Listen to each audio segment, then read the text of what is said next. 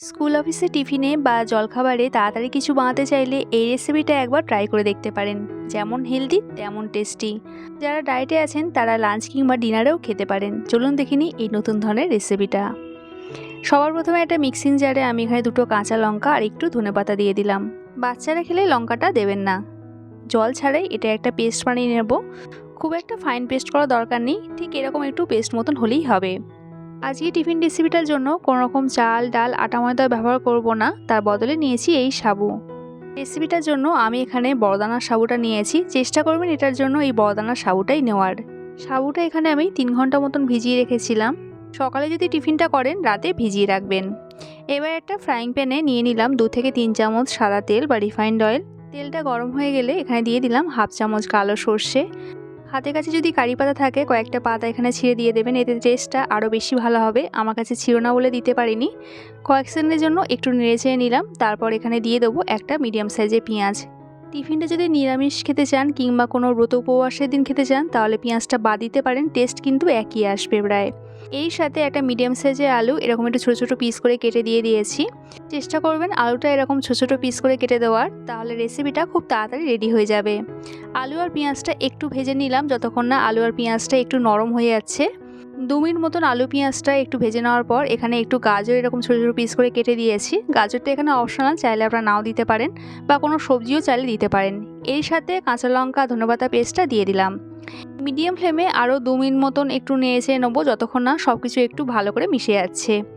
এরপর যে মিক্সিং জারে আমি ধনেপাতা কাঁচা লঙ্কার পেস্টটা করেছিলাম সেই মিক্সিং জার ধুয়ে সামান্য একটু জল এখানে দিয়ে দিলাম। 3 থেকে 4 চামচ মতনই কিন্তু জল হবে। জলটা মিশিয়ে নেওয়ার পর মিডিয়াম ফ্লেমে 2 মিনিট মতন একটু ঢাকা দিয়ে দেবো, যাতে আলু আর গাজরটা একটু সেদ্ধ হয়ে যায়। যেহেতু আলু এখানে ছোটো ছোটো পিস করে কাটা আছে, আলু কিন্তু খুব তাড়াতাড়ি সেদ্ধ হয়ে যাবে। আর এখানে দেখতেই পাচ্ছেন জলটা শুকিয়ে গেছে, আর আমি চেক করে নেবো যে আলুটা ঠিকঠাক সেদ্ধ হয়ে গেছে কিনা।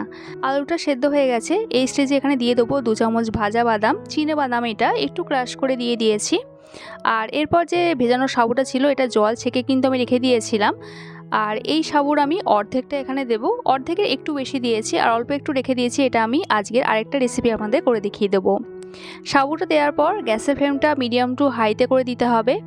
আর একটু ভালো করে মিশিয়ে নেওয়ার পর এবার এখানে স্বাদ মতো নুনটা দিয়ে দেবো। আর এরই সাথে দিয়ে দিলাম এখানে হাফ চামচ গোলমরিচের গুঁড়ো। আগেই বলেছিলাম যে বাচ্চারা খেলে কাঁচা লঙ্কাটা দেবেন না, কারণ গোলমরিচের একটা ঝাল থাকে, সেই ঝালে কিন্তু এই টেস্টটা ঠিকঠাক ব্যালেন্স হয়ে যাবে। এবার গ্যাসের ফ্লেমটা হাইতে করে আরও 1 মিনিট মতন একটু নেড়ে নেবো, যাতে এই গোলমরিচ আর নুনটা এটার সাথে খুব ভালো করে মিশে যায়। আর ভালো করে মিশিয়ে নিলেই রেডি আজকে আমাদের রেসিপি সাবুর উপমা।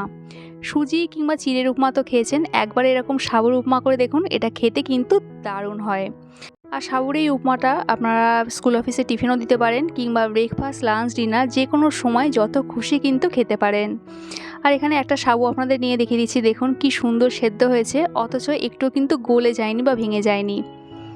এবার এই সাবু দিয়ে আজকে চটজলদি আরেকটা রেসিপি আপনাদের করে দেখিয়ে দিচ্ছি।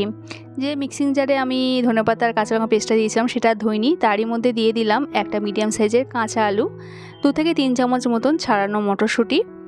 আর এটা একটা পেস্ট বানিয়ে নেবো, এতেও কিন্তু জল ব্যবহার করব না, যেহেতু আলুর একটা ময়েশ্চার থাকে তাতে কিন্তু এটা পেস্ট এরকম হয়ে যাবে। আর এই সাথে যে অর্ধেক সাবুটা রেখেছিলাম সেটা এখানে দিয়ে দিলাম। এবার আবারও এটা একটা পেস্ট বানিয়ে নেবো। একসাথে দিলেই পেস্টটা কিন্তু খুব একটা ভালো হবে না, তাই আগে কাঁচা আলু আর মটরশুঁটি পেস্টটা করে নেবেন, তারপরে সাবুটা দেবেন। এবার ওই মিক্সিং জার ধুয়ে সামান্য একটু জল এখানে দিয়ে দিলাম। আর কিন্তু জল এখানে ব্যবহার করব না, জলটা আমি এই পেস্টটার সাথে খুব ভালো করে মিশিয়ে নিলাম। এরপর এই ব্যাটারে এখানে দিয়ে দেবো 1 চামচ গোটা জিরে, অল্প একটু কাঁচা লঙ্কা কুচি, এরই সঙ্গে দিয়ে দিলাম স্বাদ মতো নুন, আর সবশেষে এখানে দিয়ে দেবো একটু ধনেপাতা কুচো, এতে ফ্লেভারটা দারুণ আসে। এবার আবারও সব কিছু একটু ভালো করে মিক্স করে নেব। চাইলে আপনারা এখানে জিরে গুঁড়ো বা ধনে গুঁড়ো দিতে পারেন কিংবা লঙ্কার গুঁড়ো হলুদ গুঁড়ো দিতে পারেন, কিন্তু এমনি এটা খেতে কিন্তু খুব ভালো আসবে। আর এই ব্যাটারের থিকনেসটা দেখুন ঠিক এরকমই হবে, একটু ঘন মতন হবে। একটা ফ্রাইং প্যান নিয়ে নিয়েছি। ফ্রাইং প্যানটা খুব ভালো মতন গরম হয়ে গেলে এখানে দিয়ে দিলাম 1 চামচ সাদা তেল বা রিফাইন্ড অয়েল। এই তেলেই কিন্তু এই টিফিনটা রেডি হয়ে যাবে। তেলটা এরকম স্প্যাচুলা দিয়ে ভালো করে স্প্রেড করে দিলাম। গ্যাসের ফ্লেমটা একদম লোতে রেখে এখানে 2 হাতা ব্যাটার দিয়ে দিলাম। তারপর আস্তে আস্তে এইভাবে একটু স্প্রেড করে দিলাম, যাতে একটা শেপ দেওয়া যায়। মোটামুটি এরকম একটা গোল শেপ মতন দিয়ে দিলেই হবে। সম্পূর্ণ স্প্রেড করে দেওয়ার পর গ্যাসের ফ্লেমটা মিডিয়ামে করে ওয়েট করতে হবে। 1 মিনিট মতন ওয়েট করলেই দেখবেন ওপরটা এরকম ড্রাই হয়ে গেছে। তারপর উপর থেকে এরকম একটু অয়েল ব্রাশ করে দিলাম। এটা না করলেও কিন্তু টিফিনটা রেডি হয়ে যাবে, চাইলে আপনারা নাও দিতে পারেন। তারপরে এইভাবে একটু স্প্যাচুলা দিয়ে ধারগুলো এরকম একটু ছাই দিতে হবে। এরপর এটা একটু সাবধানে উল্টে দিতে হবে। অপর সাইডটা হওয়ার জন্য আরও 1 থেকে 1.5 মিনিট মতন রাখতে হবে। এই সময়ের মধ্যেই কিন্তু অপর সাইডটা সেট হয়ে যাবে। আর আপনাদের একটু উল্টে পাল্টে দেখিয়ে দিচ্ছি, দেখুন অপর সাইডটাও কি সুন্দর রেডি হয়ে গেছে। তো এগুলো তৈরি করতে কিন্তু বেশিক্ষণ সময় লাগে না, 3 থেকে 4 মিনিটের মধ্যে কিন্তু এক একটা রেডি হয়ে যায় এরকম সাবুর চিলা। আর সাবুর এই চিলাটা খেতেও কিন্তু দারুণ হয়। বাচ্চাদের দিলে সঙ্গে একটু কেচাপ দিয়ে দেবেন। তাহলে দেখতে পেলেন সাবু দিয়ে চটজলদি দুটো টিফিন রেসিপি রেডি হয়ে গেল, যেটা হেলদির সঙ্গে সঙ্গে টেস্টিও হয়। আমার আজকের এই সাবু দিয়ে দুটো টিফিন বা জলখাবারের রেসিপি যদি আপনাদের ভালো লাগে, একটা লাইক কমেন্ট করা রইল। দেখা হচ্ছে আবার এক নতুন রেসিপির সাথে। সবাই সুস্থ থাকবেন, ভালো থাকবেন।